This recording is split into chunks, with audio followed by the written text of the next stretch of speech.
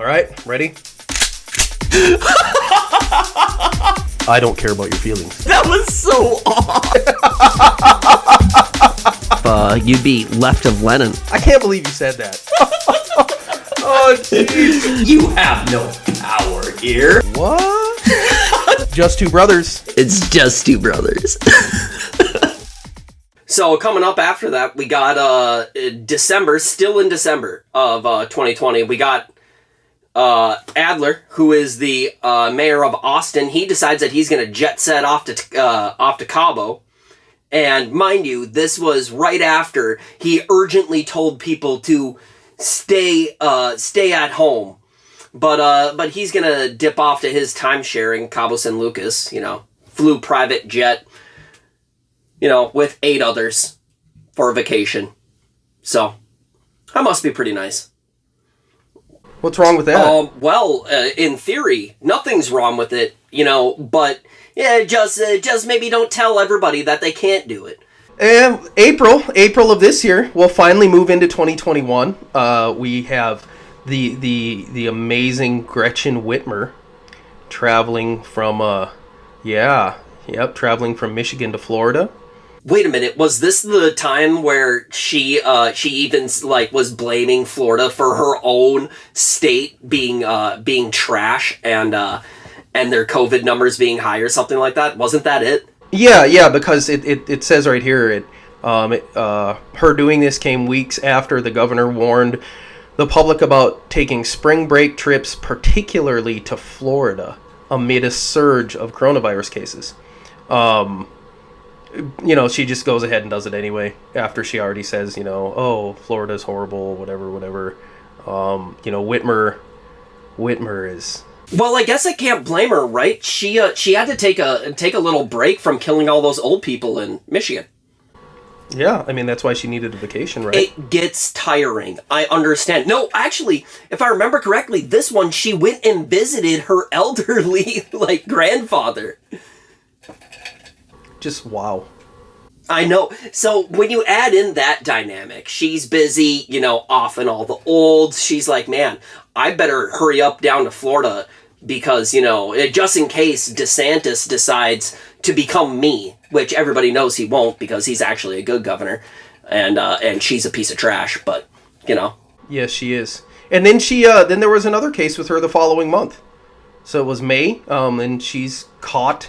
I mean, after that, I believe she breaks her own rules back to back. Yes, she did. Yeah. She said, don't travel anywhere, and then she does the mandates and closing down all the places and whatnot, and then here they find her hanging out at a bar with a bunch of other people with no mask on, just not following her own rules. I mean, that's Democrat 101, right? I mean, if you're going to be an elected Democrat official, you know that you can make all the rules you want, but you don't have to follow them. They will not apply to you. Man, that's another really, really great one. Just because, again, she must be busy. It must be tiring having to live with near deliberately killing old people. I get it. She wants to go to a bar, have a drink, be with some friends, take her masks off. Some of us have been doing that this entire time. But she decides that, it's she needs to do it because it's probably really tiring. She's like, oh man, I got to get out of this. I've been so busy working. You know what I mean? Oh yeah. I mean, it's a lot of work being a tyrant. I mean, people are trying to get you out of there, and you got to think of creative ways to oppress the underlings and the regular citizens. So I'm sure, yeah, she's just tired and fed up. They say to work in a lot of R&R, and that helps you with your creativity process. So maybe for her, that was really her thing. She just needed that drink, at a place before she closed everything down, or, while everything was closed down, so that she could just recharge her batteries, really come back to work so she could, she can double her killing. I keep on reiterating this because this has been the Democrat policy in a lot of these blue states. Their policy directly led to the deaths of many old people, and that is the true reason that Cuomo got off. Not because of his Me Too moment. Yes, that is bad, but he got off because they would have had, the Democratic Party and the DNC would have had to have admitted that their policies directly led to more deaths, and they couldn't have that. So he was under investigation for it, and they had to get rid of him. So they got rid of them themselves so that they could preserve the rest of their policy, and that's why. So that I keep on harping on that because it's the truth, and I don't want it to get lost. Well, that's a valid thing. Like we've said before, is hey, you can't let this stuff go by the wayside. People need to keep talking about it because the media is going to try and sweep everything they can under the rug for him. And then they're going to try and paint him as a hero. They'll flip the news cycle, next news cycle, and let's go. And hopefully everybody forget. And to be honest, they're probably I like their odds. They're playing an odds game that you are going to forget. And I think they're playing a good guy. For them, I think their strategy has been working. Let's move on to July 21st with go back to Muriel Bowser. Man, every time I see her name, I just think of Mario trying to save the princess. You think of King Koopa? Well, his name was Bowser, the big turtle. Oh, yeah. Yep. What did she do this time? Spiky turtle. Yep. Well, she makes a indoor mask mandate she imposed on D.C., and not 24 hours later, here she is officiating a wedding with no mask on. Invested in me as mayor of Washington, D.C., which will someday be the 51st state. I now pronounce you husband and wife. And then the media even tried to cover for her. She was interviewed by the Washington Examiner and said they asked her about it, and her handler just grabbed her and walked away with her. So she didn't have to answer it. How long have you been a Chicago fan? Mayor Bowser, what's your response to the backlash about you not wearing a mask? Back up, guys. That's homeless people, Mayor Bowser. Oh, man, that's good. And to think she's trying to be the governor of a state. Of what, Washington, D.C.? Yeah. Well, I mean, if the hard left has their way, Washington, D.C. would be a state, and she would be the governor. Oh. Yeah, well, that is definitely a subject for another episode, but hopefully that doesn't happen. That would be bad. This one's good.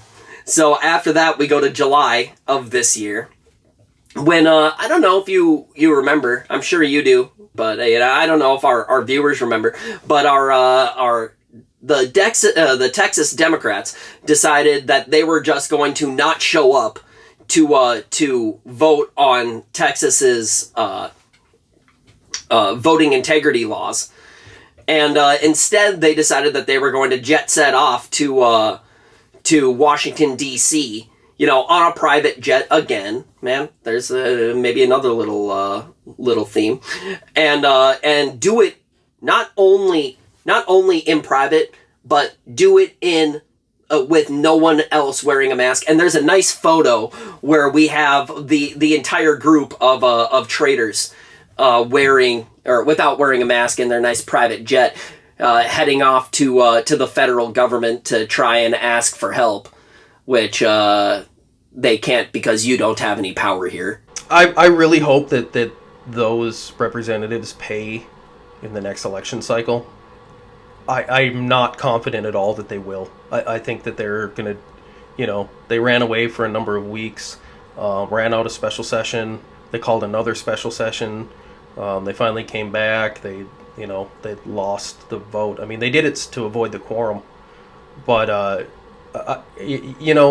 logic would tell you that, people would be upset about that they'd be like, well, they just ran out on their own job, and they're not, they're choosing to not represent in any sort of dignified fashion at all.